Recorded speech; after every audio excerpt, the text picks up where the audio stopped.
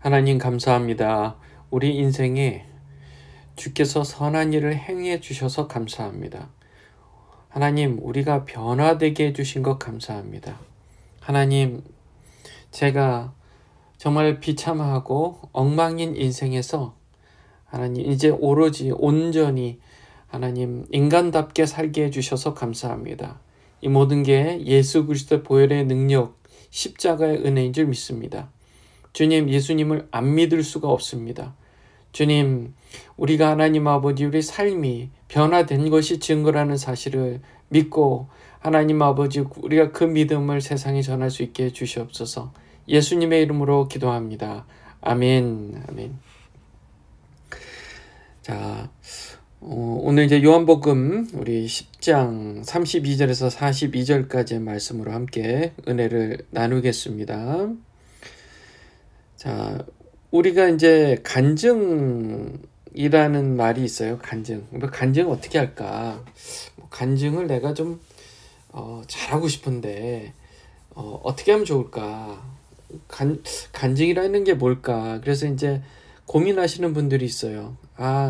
참 이게 어렵고 또 말을 잘해야 될 것 같고 뭐 그런 건 아니잖아요. 우리가 사실은 중요한 것은 말 잘하고 못하고의 문제가 아니라 하나님께서 이 포인트만 기억하시면 돼요. 간증은요, 예수님 때문에 변화된 나 있잖아요.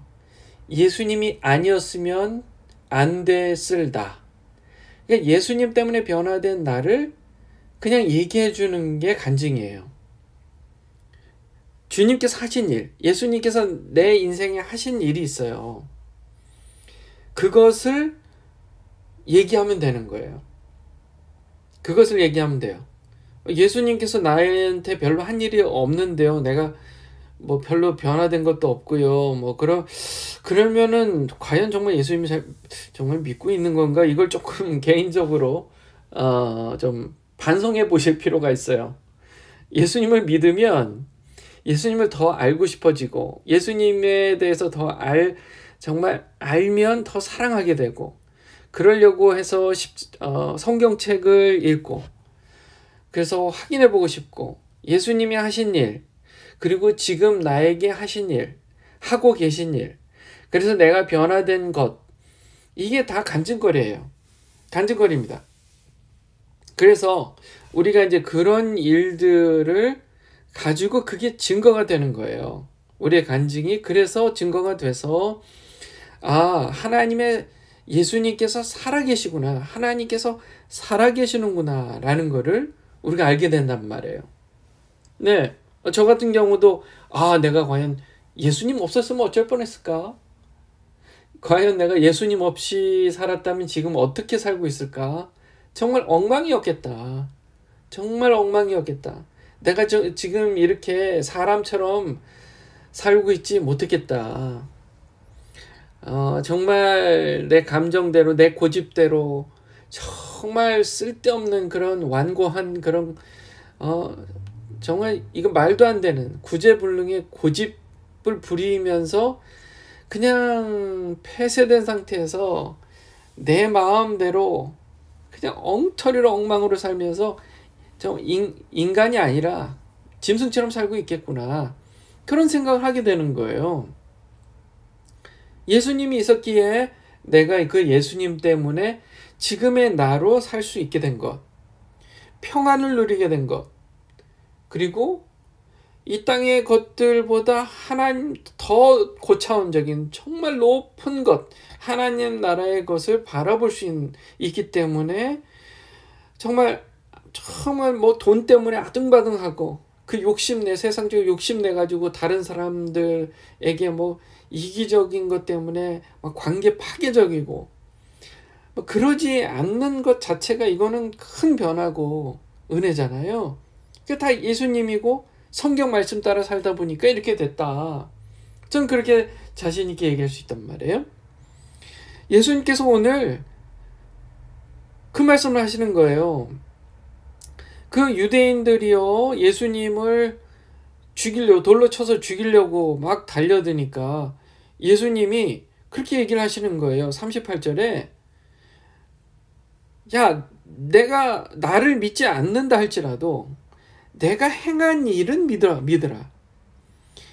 내가 이렇게 선한 일로 너희에게 다 보여줬는데, 선한 일을 보여줬는데 도대체 내가 선한 일 행한 것 중에 무슨 일 때문에 나를 돌로 치려 하느냐라고 물어보시는 거예요.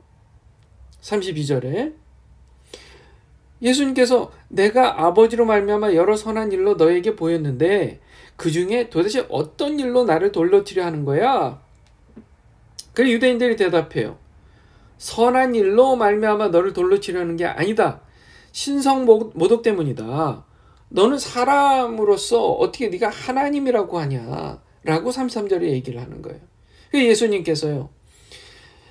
너희 율법에 기록된 바 내가 너희를 신이라 하였노라 하지 아니하였느냐? 이게 무슨 뜻이냐면 율법, 하나님의 말씀을 가진 그 백성들이잖아요. 유대인들이.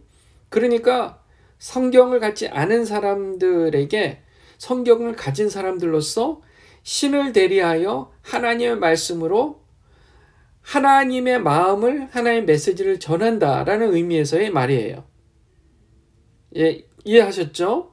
그래서 35절에 예수님이 이어가시는데 성경은 패하지 못하나니 하나님의 말씀을 받은 사람들을 신이라 하셨거든.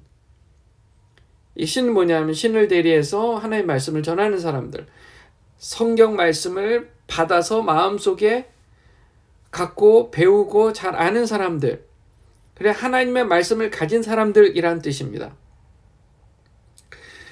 하물며 36절에 아버지께서 거룩하게 하사 세상에 보내신 자가, 그게 바로 예수님이죠. 나는 하나님의 아들이다 라고 말하는 것이 어찌하여 신성모독이라고 하느냐? 이게 무슨 얘기냐? 쉽게 얘기해서 아니 너희들도 스스로 우리가 신과 같은 하나님 말씀을 받은 사람들이다 라고 하면서 어찌 나한테 신성모독이라고 하느냐? 라고 예수님께서 반박하시는 거예요. 37절에 이렇게 얘기를 해요. 만일 내가 내 아버지의 일을 행하지 아니하거든 나를 믿지 말라. 예수님께서 지금까지 하신 일이 하나님의 말씀을 따라 하나님의 아버지의 뜻을 따라 안 한 것이 하나도 없어요. 하나님의 말씀에 어긋나게 하는 게 하나도 없어요. 38절 내가 행하거든 나를 믿지 아니할지라도 내가 한 일은 믿어라. 내가 행한 일들은 믿어야 되는 거 아니냐. 병든 자를 고쳐주고 귀신 들린 자 귀신 내쫓아주고 그런 일들을 사람들을 이렇게 치유하고 치료해주는 그런 일들, 변화시킨 일들이 하나님의 능력이 아니고서는 되지 않는 일이지 않냐.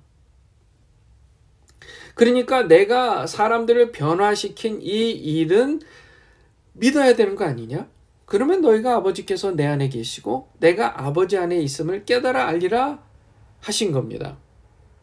그러니까 무슨 얘기냐면 지금 예수님이 하나님의 아들이라는 증거를 제시하고 계신 거예요.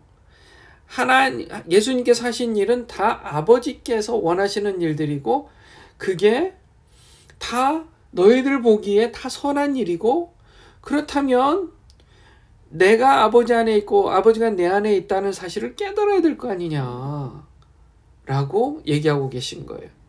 그런데 뭐 이렇게 얘기한다고 해서 유대인들이 마음문을 열고 믿겠습니다. 그럴 리는 없죠. 그렇기 때문에 예수님은 이 말씀을 하시는 이유가 나중에 이 신약 성경이 써졌을 때 지금 우리처럼 신약 성경을 보고 있잖아요. 지금 요한복음 보고 있잖아요. 요한복음 10장 지금 보고 있잖아요. 우리를 위해서 이 메시지를 남겨놓으신 거예요. 당시 유대인들이 이 말을 듣고 믿을 리가 없었죠. 마음을 열 이유가 없었죠. 그럴 리가 없었죠. 왜냐하면 그들은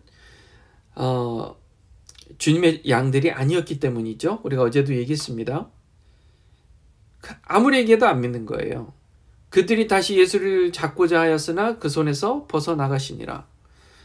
벗어나가신 거 잡고자 했는데 어느 순간 싹 없어지신 거예요.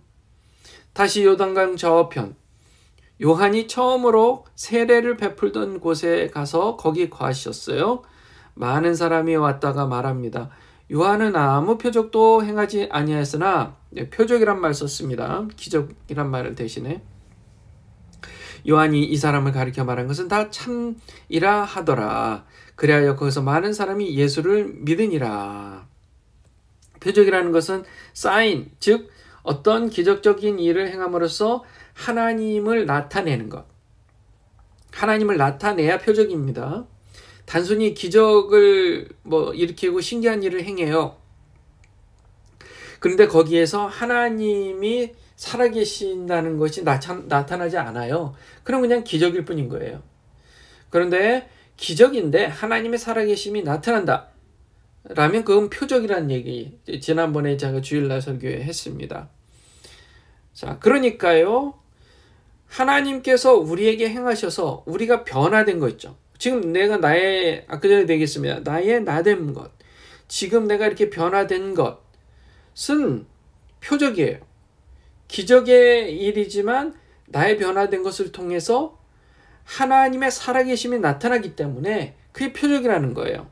그러니까 우리가 경험한 하나님, 내가 변화된 것, 그것을 통해서 다른 사람이 간증을 하는 것은 그것도 일종의 표적인 겁니다. 신기하고 귀한 일인 거예요.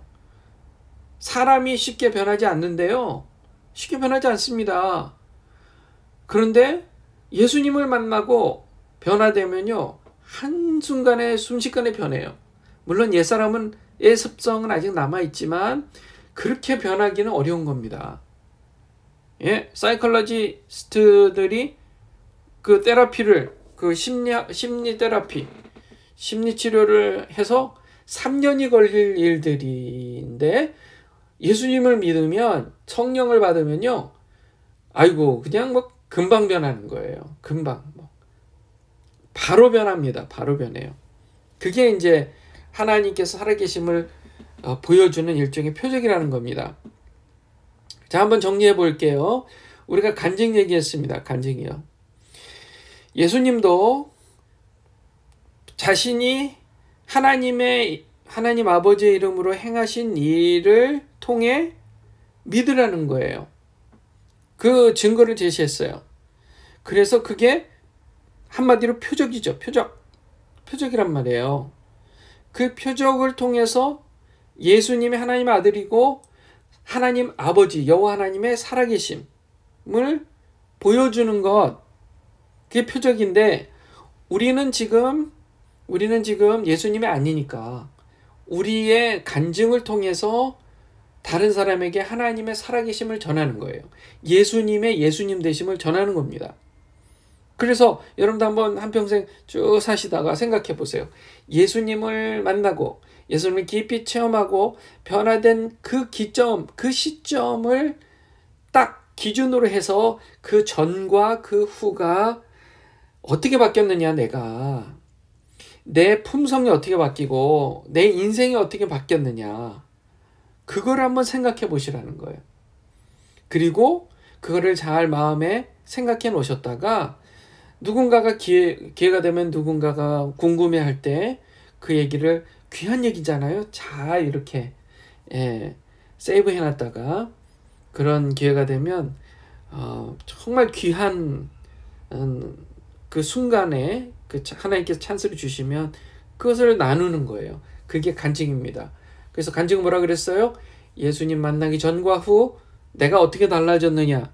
예수님 만나기 전에는 나는 형편없고 내 마음대로 살았고 정말 엉망이었고 비참했는데, 왜냐, 이런 일이 있었고 개인적으로 이런 일이 있었는데 예수님을 만나고 나서 내가 이렇게 변했다.